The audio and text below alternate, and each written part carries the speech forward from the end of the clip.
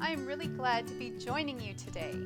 My name is Linda Blaylock, and I'm the owner of CKD Culinary Consulting. I'm a chef, a certified nutritionist, and a culinary consultant with American Kidney Fund.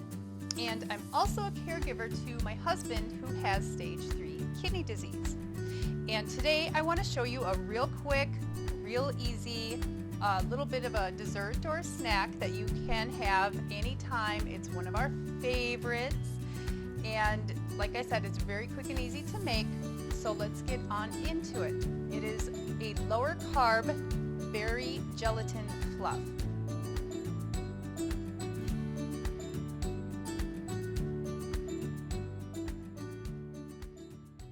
Now you do not have to make this low carb. If you want, go ahead and use the regular sugared Jello. As you can see, I have the sugar-free, but you can use the regular. That's just fine. Okay, so first things first, we want to use 6 ounces of our whipped topping. Now, I'll give you a little tip, okay? When I went into the store, the first thing you think is, hey, let's get the sugar-free whipped topping. So I turned it over. I'm looking at the ingredients, and I'm looking at everything else. And it turns out that the sugar-free actually has more carbs than the regular. I don't know why, okay? But I just go with the extra creamy.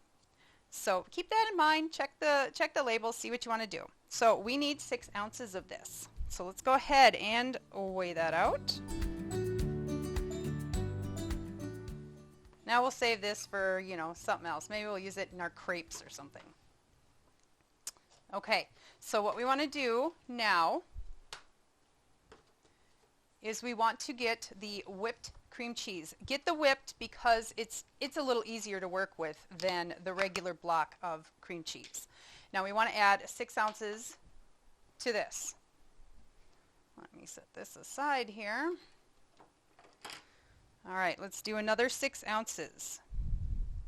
I love whipped cream cheese because it has all that nice air already whipped into it. Okay, we are going to mix this together.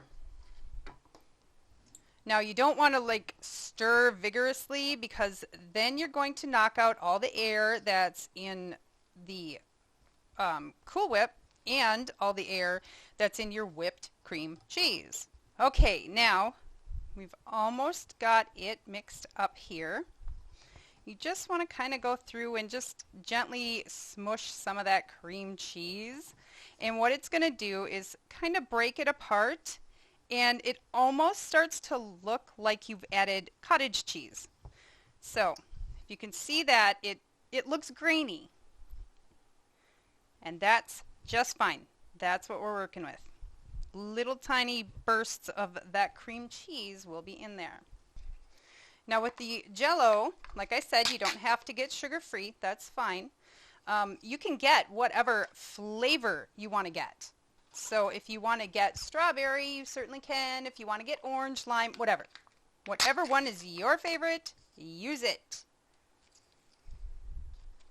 Okay, we have our Jello.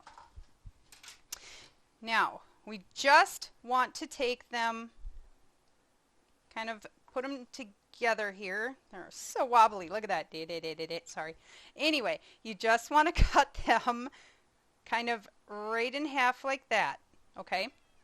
Then just go ahead and start doing the whole crisscross thing. Slice them up this way, and then slice them up this way.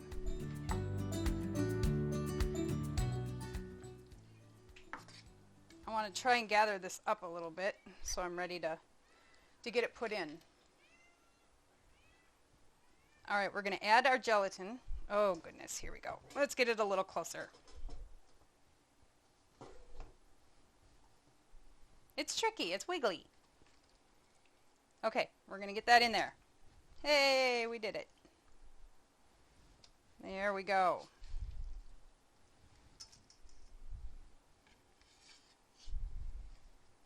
So I've got the cottage cheese here, and we need 1 cup.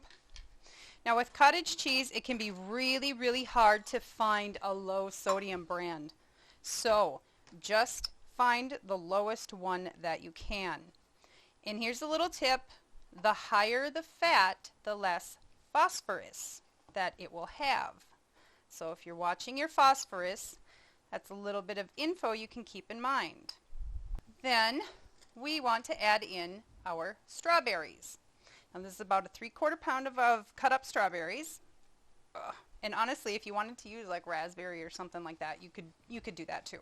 Now we need about 3 tablespoons of fresh mint. So you kind of have to eyeball how much you're going to use and then give it a quick chop and see if you need more. And if you have extra, that's okay, you can store it. But the best way to do this is stack all of your leaves together. Lay them down and starting at one end, roll them up tight. Just make a little roll like that. Having the stems is fine. And then you just want to chop it into very thin slices. And these are going to create little ribbons.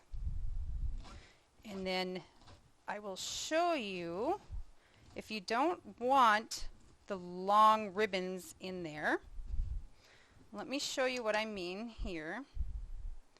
So when you unroll it, you're going to have long ribbons like this.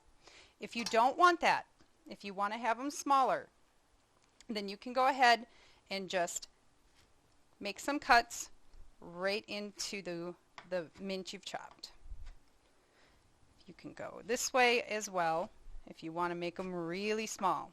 I like to have them really small just because I like to have it all throughout the dish. Okay, so we are going to toss that right in there. Then we are going to mix it together. Oh, look at all that. Now as you're mixing this, those little Jell-O cubes that we created are actually going to get a little bit squished and a little bit mushed here and there. And that's absolutely fine. We kind of want to do that because we don't want to have a huge bite of Jell-O when we're eating this.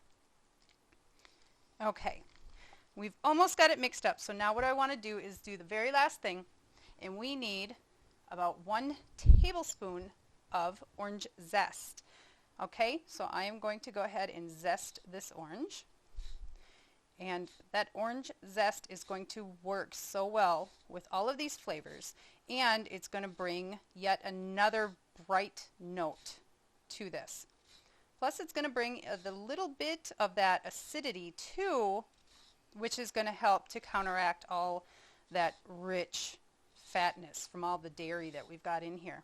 If you are someone who cannot use dairy, you can go ahead and use non-dairy products to make this.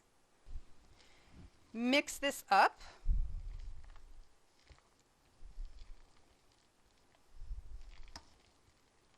And you can see all those flakes of the orange zest getting all in there. Okay, this is a 4-ounce scooper or 1/2 cup. Ready? Just get that. Put it right in there.